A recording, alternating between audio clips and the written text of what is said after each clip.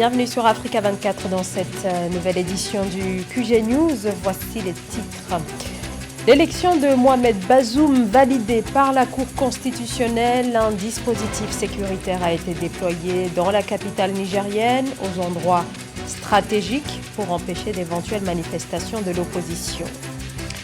L'accès à l'électricité en Côte d'Ivoire. Les autorités se disent satisfaites du programme électricité pour tous. Des progrès en effet, mais loin d'être suffisants car une bonne partie de la population ivoirienne n'a toujours pas accès à l'électricité. Puis les défis de l'Afrique du Sud, là aussi en matière énergétique. Certaines structures se penchent sur la question du financement.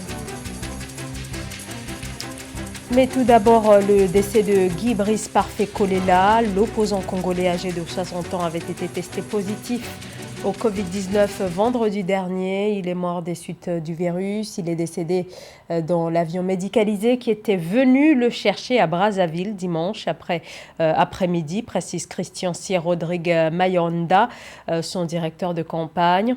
Opposant historique, il est apparu cette année comme le seul véritable rival du président sortant Denis Sassou Nguesso à la présidentielle qui s'est tenue dimanche 21 mars au Congo-Brazzaville. Au Niger, la Cour constitutionnelle a confirmé dimanche l'élection de Mohamed Bazoum à la tête du pays. Le nouveau chef de l'État, candidat du pouvoir, prendra ses fonctions le 2 avril. De son côté, Maman Ousmane conteste toujours. Il revendique sa victoire avec plus de 50% des voix. Sur place, Niamey, la capitale, est sécurisée pour éviter les manifestations d'opposants. Reportage de notre correspondant au Niger, Sadou Alizé Mokhtar.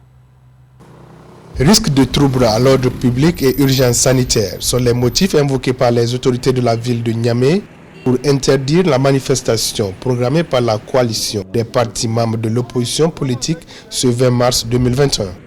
Aussitôt informée, l'opposition politique a intenté une action en référé afin d'obtenir de la justice l'annulation de la mesure d'interdiction. À l'issue d'une audience, le juge a rejeté l'action et a confirmé l'interdiction de la manifestation. Cette décision n'est ni plus ni moins qu'une négation du droit, venant s'ajouter aux multiples atteintes aux droits et libertés dans notre pays, qui nous met en face d'un véritable choix cornélien. La résignation, que nous rejetons évidemment, ou la lutte, qui est la seule option qui s'impose à nous.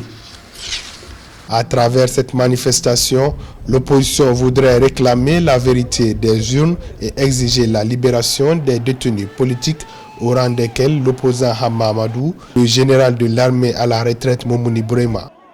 Avec d'autres personnes, ils ont été interpellés puis placés sous mandat de dépôt au lendemain des émeutes qui ont suivi la proclamation par la CENI des résultats provisoires du second tour de la présidentielle. L'heure est grave. Vous conviendrez avec moi que l'état de droit, la démocratie et la République sont en danger au Niger.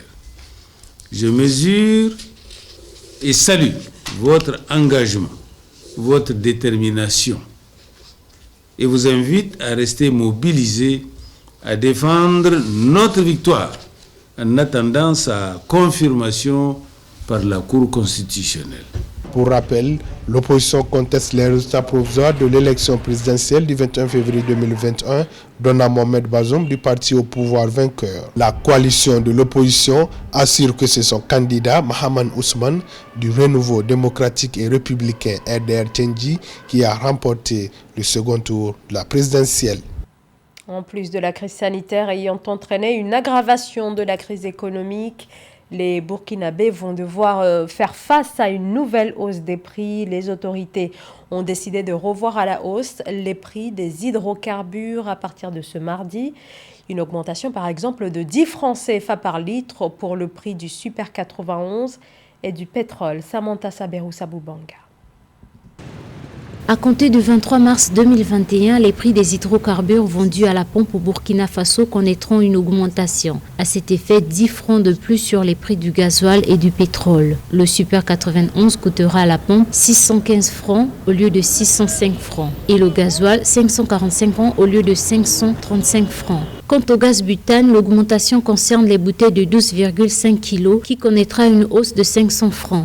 Elle coûtera désormais 5 500 francs CFA. C'est ce qu'a annoncé un communiqué du ministère de l'Industrie, du Commerce et de l'Artisanat le 19 mars 2021. Au-delà de provoquer la grogne sociale, voire la paralysie du pays, la hausse des prix des carburants, même modeste et souvent imputable à la conjoncture, pourrait être préjudiciable pour l'économie en général et les agents économiques en particulier. Pour les ménages, par exemple, cette hausse favoriserait l'érosion de leur pouvoir d'achat. Le dit ministère invite les différents acteurs de la chaîne de distribution au strict respect des nouveaux prix. À cet effet, la Direction générale de la réglementation et du contrôle des prix, la brigade mobile du contrôle économique et de la répression des fraudes et les directions régionales en charge du commerce effectueront des opérations de contrôle inopinées et tout contrevenant à cette mesure sera sanctionné conformément à la réglementation en vigueur. Quant aux entreprises, elles risqueraient d'impacter négativement leur compétitivité prix, puisque ces entreprises seraient amenées à répercuter cette hausse sur le prix des produits et services qu'elles offrent. D'où l'importance pour le gouvernement de prévoir des mesures de compensation permettant ainsi d'atténuer l'impact de cette hausse sur l'économie du pays.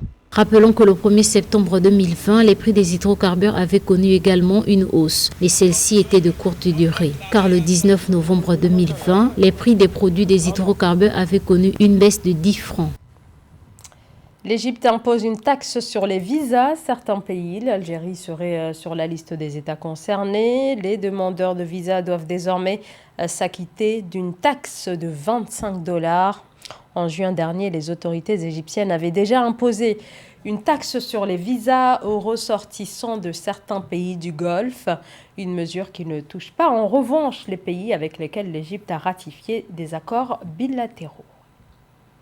Et les ambitions électriques de la Côte d'Ivoire, où le taux d'électrification tourne actuellement autour des 70%. Le pays a fait un bond ces dernières années grâce à son programme Électricité pour tous, qui a permis de raccorder plusieurs foyers, mais une stratégie encore insuffisante dans ce pays où une partie de la population continue de vivre sans électricité. Ange Bijounomenu. Le gouvernement ivoirien se dit satisfait du fonds pour le programme Électricité pour tous.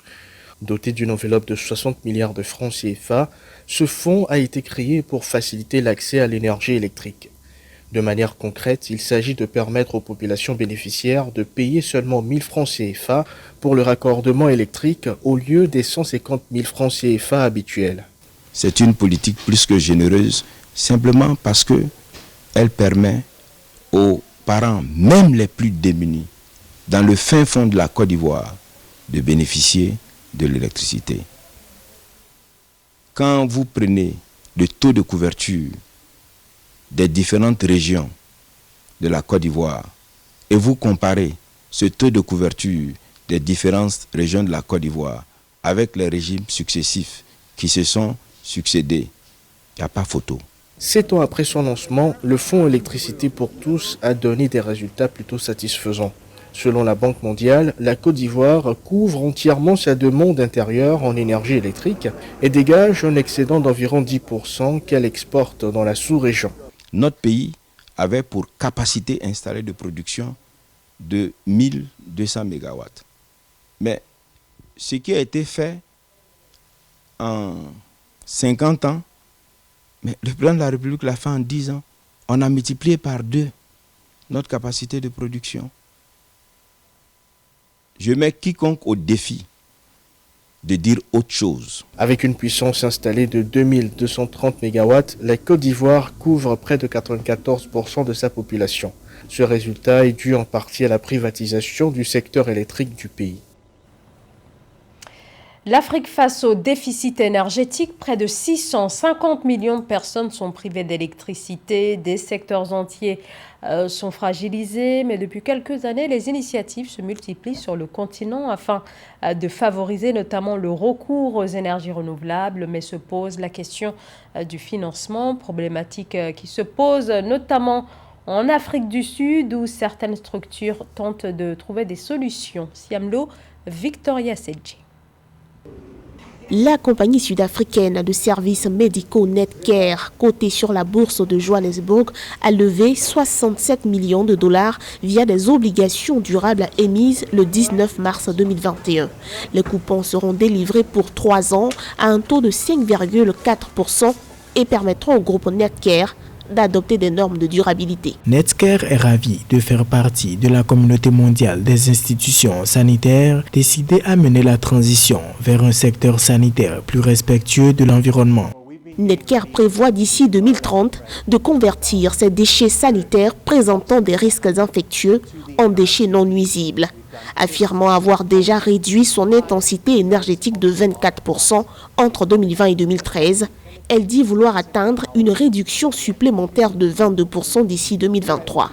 Ces émissions du scope 1 et 2, représentant les émissions pouvant être évitées, ont même été réduites de 37% par rapport à 2013, avait-elle déclaré. Alors l'engagement des sociétés aujourd'hui, nous ne dirons pas qu'elle est inexistante, mais nous dirons qu'elle est très faible. C'est important aujourd'hui de voir les institutions sanitaires et les hôpitaux un peu plus s'engager davantage dans l'action climatique ou la transition écologique, tout simplement parce que, comme nous pouvons remarquer aujourd'hui avec le coronavirus, les institutions sanitaires et les hôpitaux sont toujours en front office lorsqu'il s'agit d'une urgence sanitaire. Nous connaissons l'effet que le changement climatique aura sur notre santé. De nombreux experts sont unanimes. L'Afrique a besoin d'engagements publics et privés fermes en faveur de l'action climatique. Netcare s'est pour sa part depuis quelques années engagé dans la transition écologique de concert avec l'ambition du gouvernement sud-africain.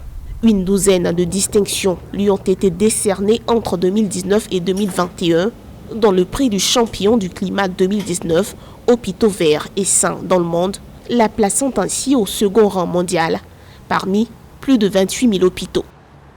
Également dans l'actualité, le centenaire d'Amadou Matarmbo, les 100 ans du militant sénégalais pour l'indépendance, ancien ministre, directeur général de l'UNESCO et président des Assises nationales sous l'ex-président Abdoulaye Wade, ont été célébrés samedi à Dakar au musée des civilisations noires. Un hommage lui a été rendu notamment par le président de la Commission de l'Union africaine, Moussa Faki Mahamat, par l'ancien président malien, Alpha Oumar Konaré, ou encore par la directrice générale de l'UNESCO, Audrey Azoulay. Si l'Afrique n'est responsable que de 3,8% des émissions totales de gaz à effet de serre, le continent subit de plein fouet les effets dévastateurs du changement climatique. Il est difficile pour l'Afrique de prendre le virage vers les énergies renouvelables à cause du manque de financement. Le financement, point sur lequel la Banque africaine de développement entend accentuer sa coopération avec ses États membres. Aïssa Toubari. Réduire le poids des dépenses climatiques qui atteignent jusqu'à 10% du budget national de certains de ces pays membres régionaux. Tel est l'objectif que s'est assigné la BAD, Banque africaine de développement. Il faut souligner que ces dernières années, de nombreux pays africains ont dû transférer des ressources prévues pour des secteurs de développement essentiels comme la santé ou encore l'éducation vers des dépenses liées aux actions d'adaptation et de résilience climatique. C'est une question de toute première importance pour nous à la Banque africaine de développement. Les pays en difficulté étant aussi les États les plus vulnérables au changement climatique, nous cherchons à éviter que les dépenses climatiques affectent leur développement socio-économique. La BAD a lancé plusieurs initiatives en accroissant ces 5 dernières années les ressources consacrées au financement climatique. Alors qu'elle n'était que de 9% du volume total de ses approbations en 2016, la part des financements climatiques de la banque est passée à 28% en 2017, puis 32% en 2018, avant d'atteindre 36% en 2019, soit près de 3,6 milliards de dollars. L'intention de la Banque africaine de développement est a priori louable. Formulée comme telle, la banque est en train d'adresser un message à nos États comme quoi le secteur environnemental n'est pas prioritaire. Or, rappelons-nous qu'en matière de développement durable, on garde toujours en vue 3 aspects.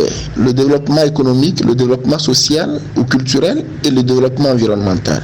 Mettre 10% de son budget national sur les questions environnementales au niveau national n'est pas exagéré. Donc, la question n'est pas de réduire ce pourcentage-là au risque de faire croire que d'autres secteurs sont plus importants que le secteur environnemental. Alors que lorsque le secteur environnemental est menacé, les autres activités le sont également. Face à l'urgence climatique marquée ces dernières années par des cyclones, inondations et sécheresses, en partenariat avec le Centre mondial pour l'adaptation, la Banque ambitionne d'accélérer les actions d'adaptation et de résilience climatique en Afrique. Elle envisage de consacrer 25 milliards de dollars d'ici 2025, dont 12,5 milliards de dollars de fonds propres. Et c'est la fin de ce journal. Merci de nous avoir suivis. Dans un instant, une nouvelle édition de l'actualité sur Africa 24.